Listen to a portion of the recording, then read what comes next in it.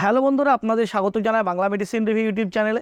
তো আজকের মেডিসিন রিভিউয়ে এমন একটি মেডিসিন সম্পর্কে আপনাদের সামনে আলোচনা করব যেটা আমরা নিজেরাই সেলফ মেডিকেশন করে থাকি, অর্থাৎ কোনো কাউন্টার থেকে নিজেরাই কিনে খেয়ে থাকি আমাদের ওয়েটকে গেইন করার জন্য, অর্থাৎ ওজন বাড়ানোর জন্য, খিদেকে ইমপ্রুভ করার জন্য, খিদেকে বাড়ানোর জন্য।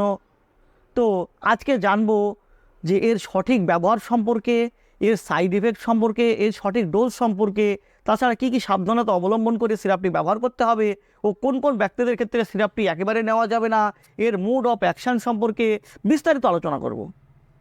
তো তার আগে আপনি যদি আমার চ্যানেলে নতুন হয়ে থাকেন তো প্লিজ চ্যানেলটিকে সাবস্ক্রাইব করে সম্পূর্ণ ভিডিওটি দেখতে থাকুন। তো আজকের আলোচ্য বিষয় যে সিরাপটিকে নিয়ে, যেটি হলো এলডার প্রজেক্ট লিমিটেড কোম্পানির ফোরা প্লাস সিরাপ সম্পর্কে, যেটার মূল উপাদান হলো সাইপ্রোহেপ্টাডাইন এইচসিএল ও ট্রাইকোলাইন সাইট্রেট। তো এটা ব্যবহার করা হয়ে থাকে লস অফ অ্যাপিটাইট, অর্থাৎ খিদেকে ইমপ্রুভ করতে, খিদে বাড়ানোর জন্য। যেসব ব্যক্তিদের ঠিকঠাক খিদে হয় না সেসব ব্যক্তিদের খিদে বাড়ানোর জন্য এই সিরাপটি ব্যবহার করা হয়ে থাকে। এছাড়াও এই সিরাপটি অ্যান্টিহিস্টামিন হওয়ায় এটি আমাদের অ্যালার্জিক রিয়াকশানে ব্যবহার করা হয়ে থাকে।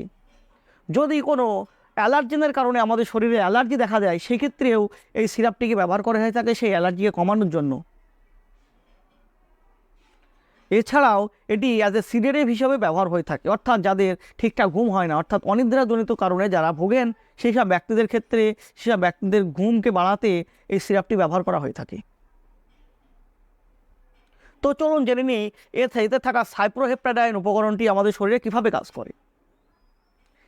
এই সাইপ্রোহেপ্টাডাইন যেহেতু একটি antihistamine drug, H1 blocker drug, তো এটি আমাদের অ্যালার্জিক রিয়াকশানকে কমিয়ে থাকে, অর্থাৎ আমাদের অ্যালার্জিকে কমানোর কাজ করে।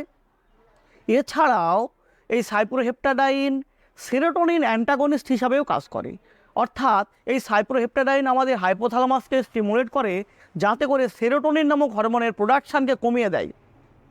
এর ফলে কি হয়, আমাদের খিদেকে ইমপ্রুভ করে তোলে, অর্থাৎ খিদেকে বাড়িয়ে তোলে। তাছাড়াও এতে থাকা যে ট্রাইকোলাইন সাইট্রেট উপকরণটি, সেটি আমাদের লিভারে জমে থাকা ফ্যাটকে কমানোর কাজ করে। এর সাথে সাথে আমাদের কোলেস্টেরলকে কনভার্ট করে বাইল জুসে, যেটা আমাদের খাবারকে হজম করতে সাহায্য করে এবং সব মিলিয়ে আমাদের খিদেকে ইমপ্রুভ করে তোলে। তো চলুন জেনে নিই এর সাইড ইফেক্ট সম্পর্কে, অর্থাৎ এই সিরাপটি ব্যবহার করলে কী কী সাইড ইফেক্ট আমরা দেখতে পাই। এই সিরাপটি ব্যবহার করাকালীন তেমন কোনো দীর্ঘস্থায়ী সাইড ইফেক্ট আমরা দেখতে পাই না বললেই চলে, তবে সচরাচর যে সাইড ইফেক্টগুলো এই সিরাপটি খাওয়াকালীন দেখা যায় সেটা হচ্ছে মুখ শুকিয়ে যাওয়া, ঘুম ঘুম ভাব, অর্থাৎ অ্যাজ এ সিডেটিভ হওয়ায় এই ঘুম ঘুম ভাবটা বেশি হয়। তাছাড়া ওয়েট গেন, অর্থাৎ ওজন বেড়ে যাওয়া। এছাড়াও স্টমাক আপসেট, অর্থাৎ পেটে অস্বস্তি ভাব দেখা দিতে পারে। এইসব সাইড ইফেক্ট দেখা যায়, তবে এইসব সাইড ইফেক্টগুলো কোনোটাই দীর্ঘস্থায়ী সাইড ইফেক্ট নয়। এই সিরাপটি খাওয়াকালীন কিছুদিন থাকে, যদি আপনি সিরাপটি খাওয়া বন্ধ করে দেন সেক্ষেত্রে আপনার এই সাইড ইফেক্টগুলো আপনি ঠিক হয়ে যায়। তবে একটি অভিযোগের কথা শোনা যায় যে এই সিরাপটি খাওয়াকালীন আমাদের খিদে থাকে, সিরাপটি খাওয়া বন্ধ করে দিলে আমাদের খিদে ঠিক আগের জায়গায় চলে যায়, অর্থাৎ খিদে বন্ধ হয়ে যায়, খিদে ঠিকঠাক হয় না, আবার সেই লস অফ অ্যাপিটাইটে ভুগতে শুরু করে। তো এটির খাওয়ার কিছুটা নিয়ম আছে, আপনি নিজের ইচ্ছা মতো খাবেন, নিজের ইচ্ছা মতো ছেড়ে দেবেন, তাহলে এই সমস্যাগুলোকে আপনাকে ফেস করতেই হবে। তাই এই সিরাপটি খাওয়ার আগে অবশ্যই ডাক্তারবাবু পরামর্শ নেবেন, ডাক্তারবাবু পরামর্শ নিয়ে ডাক্তারবাবু সিলেক্ট করা ডোজে ডাক্তারবাবু পরামর্শ মতো এই সিরাপটি খাবেন, যার ফলে আপনার সমস্যাগুলিকে ফেস করতে হবে না। তো ডোজ সম্পর্কে বলতে গেলে অবশ্যই ডাক্তারবাবুর পরামর্শ নিয়ে ডাক্তারবাবু সিলেক্ট করা ডোজে সেবন করবেন, অন্যথায় অনেক সমস্যা ফেস করতে হবে আপনাকে। তো চলুন জেনে নিই কোন কোন ব্যক্তিদের ক্ষেত্রে সিরাপটি খাওয়া যাবে না।